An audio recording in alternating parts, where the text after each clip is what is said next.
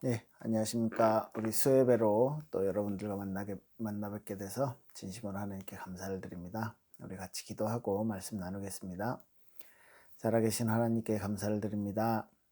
오늘 이 시간 예배 시간으로 하나님 앞에 섭니다. 우리의 생각을 내려놓고 우리의 복잡한 마음과 우리의 복잡한 환경을 내려놓고 하나님 앞에 서길 소원합니다.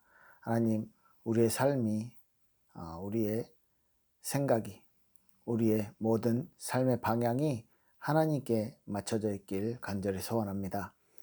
우리의 틀린 것이 아닌 하나님의 진리를 따라서 우리의 부족한 것이 아닌 완벽하신 하나님을 따라서 걸어가는 모든 발걸음 될 수 있도록 축복하여 주시옵소서. 감사드리며 예수님 이름으로 기도합니다. 아멘. 네, 사도행전 19장 1절에서 7절까지 말씀을 같이 읽도록 하겠습니다. 사도행전 19장 1절에서 7절까지입니다. 아볼로가 고린도에 있을 때에 바울이 윗지방으로 다녀 에베소에 와서 어떤 제자들을 만나 이르되 너희가 믿을 때 성령을 받았느냐? 이르되 아니라 우리는 성령이 계심도 듣지 못하였노라. 바울이 이르되 그러면 너희가 무슨 세례를 받았느냐? 대답하되 요한의 세례니라. 바울이 이르되 요한이 회개의 세례를 베풀며 백성에게 말하되 내 뒤에 오시는 이를 믿으라 하였으니 이는 곧 예수라 하거늘 그들이 듣고 주 예수의 이름으로 세례를 받으니 바울이 그들에게 안수함에 성령이 그들에게 임하심으로 방언도 하고 예언도 하니 모두 12사람쯤 되니라. 아멘. 예, 바울이요 이제 3차 전도여행을 시작을 했습니다.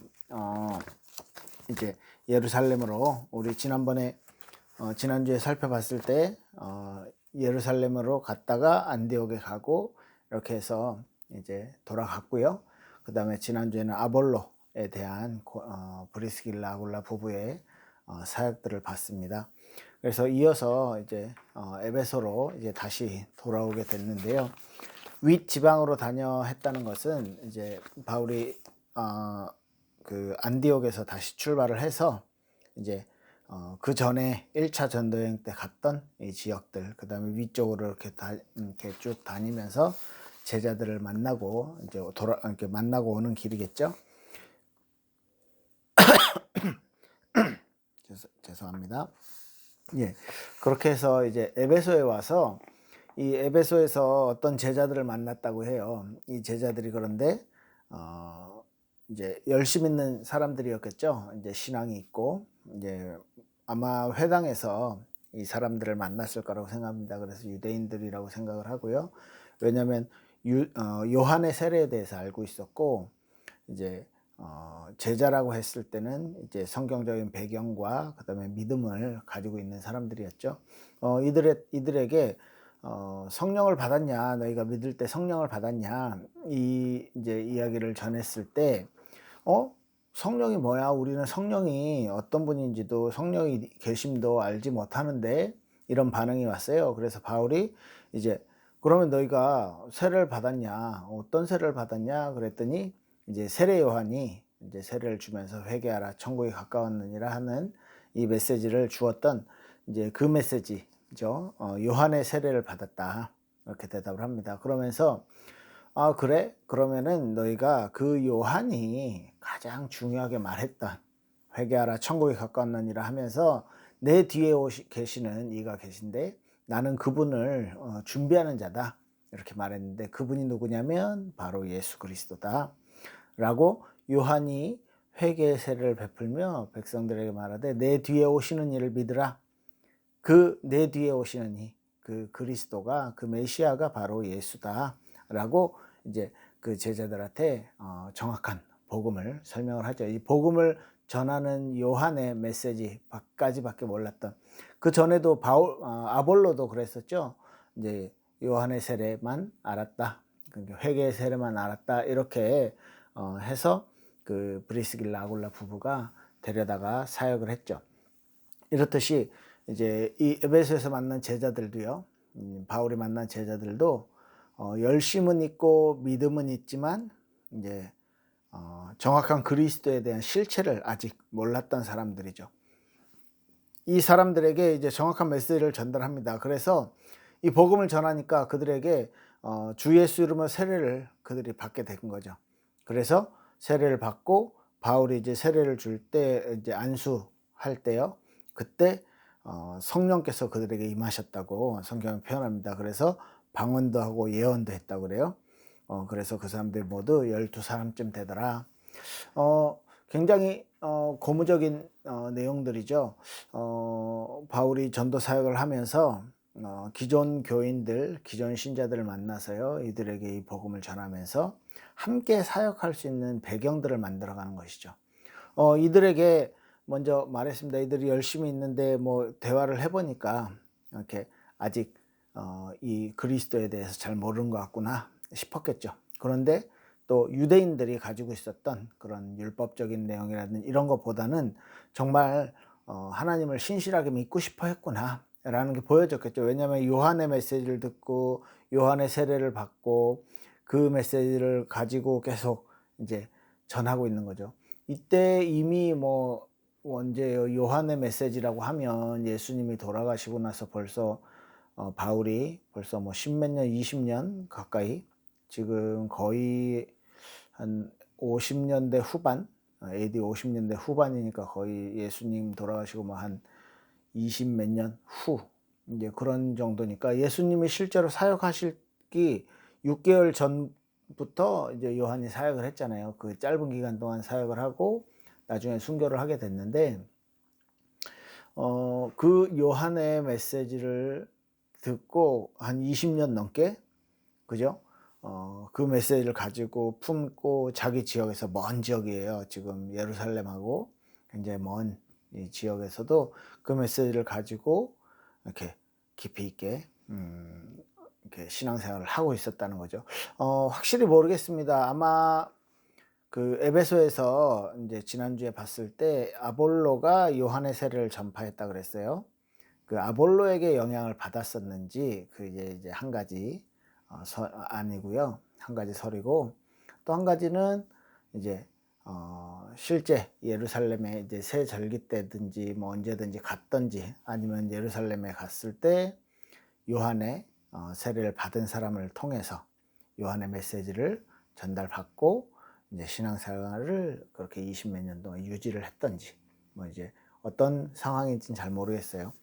이제 하지만 에베소에서 만난 이 제자들이 정말 믿음 있고 열심히 있는데 정확한 복음에 대해서 그리스도의 복음에 대해서 아직 이제 완전하게 잘 몰랐기 때문에 이들에게 이제 요한의 메시지부터 풀어서 설명을 해 줍니다. 요한은 하나님이 선택한 자고 사람이 낳은 자 중에 가장 큰 자라고 이제 성경은 말하고 있죠. 이 요한이 예수님의 사역을 준비하는 사람으로서 그래서 6개월 만에요. 굉장히 많은 인기도 있었고 굉장히 많은 사람들에게 영향을 주고 이제 세례를 베풀기도 하고 강가에서 이제 그런 사역들을 했습니다. 그런데 그 요한의 가장 큰 메시지 중에 하나가 바로 예수님을 예수님의 사역을 공생의 사역을 이제 준비하는 것입니다. 그래서 예수님을 모든 사람들에게 이분이 그분이다라고 알리는 그런 임팩트 있는 사역들을 이제 준비하고 있었죠. 이제 그 사역을 준비하면서 이제 많은 제자들에게 그 메시지를 전달했는데 실제로 지금 몇십 년이 지난 후에도 그 요한의 메시지를 알고 있는 거예요. 그 요한의 메시지를 기억하고 은혜 받고 있는 거죠. 그 그들에게 그 제자들에게 지금 바울이 그 요한이 준비하고 요한이 말했던 그 그리스도가 그 메시아가 바로 예수님이다.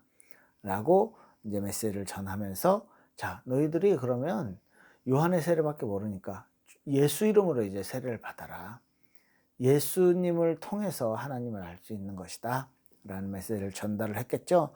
그러면서 바울이 그들에게 안수를 하매 성령이 그들에게 임하심으로 방언도 하고 예언도 하니 이렇게 많이 들어봤던 내용이죠. 어떤 내용입니까? 사도행전 2장에 성령께서 처음 임재하셨을 때 그 은혜와 그 역사가 지금 그 분위기가 지금 일어나게 된 거예요. 성령께서 임하셨고 방언도 하고 또 예언도 하게 됐다 그랬어요. 이 사람들이 굉장히 신기했겠죠. 그리고요, 너무너무 감사했겠죠. 복음을 정확하게 알고 나니까 하나님의 성령이 나에게 막 물붓듯이 부어지고 불의 혀같이 갈라지는 것처럼 막 뭐예요? 바람 같은 그런 성령의 역사가 일어나면서 그 모였던 12사람이랑 같이 모였던 그 모임이 정말로 성령 충만하고요, 예언하고 방언하고 막 이런 모임이 되었어요. 그래서 이들도 막 그 체험들을 하게 됐고, 성령이 계심도 알지도 못했던 사람들이 성령과 함께하는 비밀을 알게 됐고요. 그 성령을 체험하는, 그래서 신비한 막 역사가 일어나는 그런 은혜들도 함께 받은 것입니다. 그래서 이제 바울이 에베소에서의 사역을 시작을 합니다. 3차 전도 여행이 시작된 거예요. 본격적으로 시작된 거예요. 뭐 다음 주에 우리 살펴보겠지만 바울이 이제 회당에 가서 석 달 동안 하면서 제자들을 따로 모으고요. 2년 동안 그 제자들과 함께, 아마 여기 참석했었던 12명들은요 같이 참석을 하게 되겠죠. 그 제자들과 함께 두란노 서원에서 지속적으로 말씀 운동을 하면서 에베소에서의 사역은요 어마어마했습니다. 2년 반 가까이 사역을 하면서 그 지역에 사는, 아시아에 사는 자, 소아시아 지역, 에베소 중심으로 하는 그 주변 지역에 아시아에 사는 자는 모두 다 하나님의 말씀을 들었더라. 이 제자들이 얼마나 전도를 얼마나 활동을 많이 했으면 그 지역에 사는 사람들이 다 들었대요. 그게 이제 에베소에서 있었던 응답입니다. 이 에베소 중심으로 일어난 소아시아 지역의 전도운동, 그 우상에도 굉장히 영향을 주고요. 막 그것 때문에 뭐 그 동네가 난리가 나기도 하고요. 합니다. 우리 또 이제 수요예배 통해서 하나씩 더 살펴볼 수 있으면 좋겠어요. 이 사역을 시작하기 전에 함께 할 수 있는, 함께 이 전도운동을 펼쳐나갈 수 있는 이 제자들을 사역하는데, 이 제자들을 사역하는 방법, 제자들에게 준 메시지가 뭐였냐면, 그리스도의 복음과 이 그리스도의 복음을 가진 자가 어떻게 해요? 이 복음을 전달하는, 이 복음을 가지고 어떻게 해요? 성령의 역사를 체험하는 이 지금 축복을, 이 은혜를 함께 나눈 거예요. 바울 전도자가요, 그리스도의 복음을 받은 자가 그리스도의 복음을 모르는 자들에게 이걸 전달한 거죠. 그때요 성령께서 임하시고요, 예수 이름으로 세례를 받을 때 성령께서 임하셔서 그들과 함께 하시면서요 방언도 하고 또요 예언도 하고, 이들이요 완전 변화돼 가지고 이 에베소를 살리는, 그 지역을 살리는 전도 제자가 되어 버렸어요. 바울의 사역들이 이렇게 뭐라고 해야 됩니까? 아주 가치 있고, 그다음에 아주 이렇게 좋은, 뭐라고 해야 됩니까? 모델적인 사역들을 이렇게 바울이 하게 되는 것입니다. 우리 주일날 우리 에녹에 대해서, 에녹이 하나님과 300년 동안 동행하고 그 그 하나님이 이렇게 불러가셔서 이 땅에 에녹의 시체가 없었습니다. 하나님과 동행했다는 것, 하나님과 사귀었다는 것, 하나님과 함께 길을 걸어갔다는 것, 그 표현들이 얼마나 좋고 얼마나 부러운지 모르겠어요. 정말로 세상에서 내 마음에 걸리는 것들도 많을 거고요. 내가 생각하는 것과 좀 다른 것들도 많을 것입니다. 마음 아픈 일들도 있을 것이고요. 그 모든 것 속에서 하나님의 것을 찾아가는 것, 하나님이 나에게 원하시는 것을 발견해 나가는 것, 그게 중요한 거예요. 그 본질을 찾아가는 것입니다. 오늘 본문에서는요, 그리스도에 대해서, 그리스도를 준비하는 선지자에 대해서는 알았는데 그리스도의 실체에 대해서 몰랐던 제자들에게, 그죠?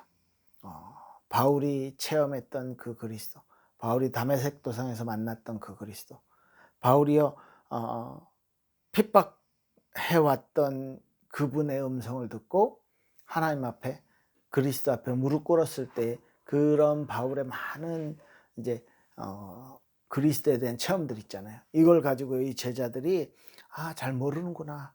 이들이 정말로 복음을 알아야 되는데, 이들에게 진짜 필요한 게 복음인데 라고 바울이요 결단을 하고요. 이들에게 복음의 메시지를 전달하고 세례를 베풀었을 때, 그때 성령의 역사가 막 임재했던 거예요. 우리의 삶 속에 정말 하나님이 주시는 중요한 은혜와 시간표들이 있습니다. 그것을요 제대로 발견하고 그것을 누리고 그것을 가지고 하나님 앞에서 이렇게 응답 받아 나갈 수 있으면 좋겠습니다.